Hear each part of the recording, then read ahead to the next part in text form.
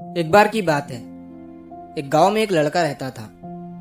वो लड़का पढ़ाई में बहुत होशियार था, लेकिन उसकी पढ़ाई नहीं हो पाती थी क्योंकि वो लड़का अपना घर भी चलाया करता था।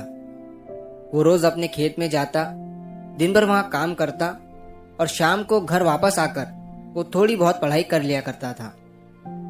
अब जब वो लड़का 12वीं क्लास में गया तो सभी गांव वालों को ये लग रहा था कि हमारे गांव से यही लड़का 12वीं में फर्स्ट आएगा, क्योंकि गांव वालों को भी पता था कि वो लड़का पढ़ाई में बहुत होशियार है।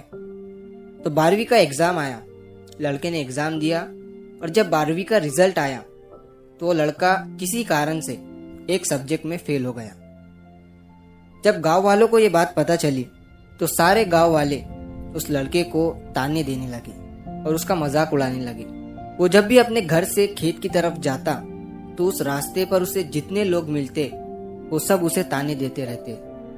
अब वो लड़का लोगों के ताने सुनकर बहुत परेशान हो जाता है और ये बात वो अपने उस्ताद को बताता है कि उस्ताद जी, मैं जब भी अपने घर से खेत की तरफ जाता हूँ तो उस रास्ते पर जितने लोग मुझे मिलते हैं सब मेरा मजाक उड़ाते हैं। तो उसके उस्ताद ने उसे कहा कि तू ना एक काम कर, एक बड़ा सा लोटा ले और उस लोटे को पूरा ऊपर तक दूध से भर दे और जब तू उस रास्ते से गुजरे तो तू उस लोटे से दूध का एक बूंद भी नीचे गिरने मत देना।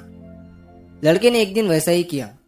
वो जब उस रास्ते से दूध का लोटा लेकर निकला तो उसका फोकस उस लोटे पर इतना था कि उसे लोगों की आवाज ही सुनाई नहीं दी।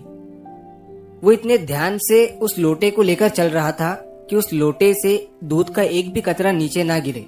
इसकी वजह से उसे लोगों के तानों की आवाज सुनाई ही नहीं दी।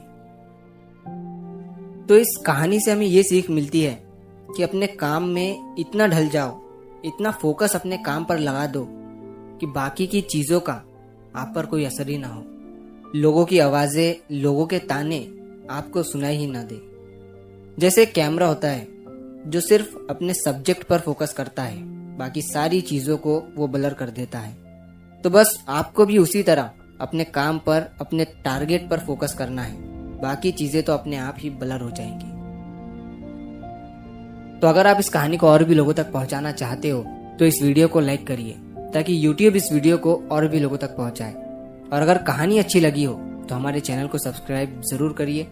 मिलता हूं मैं अगली बार इसी तरह की कहानी के साथ। तो सब्र करो, शुक्र करो और जिंदगी में आगे बढ़ो।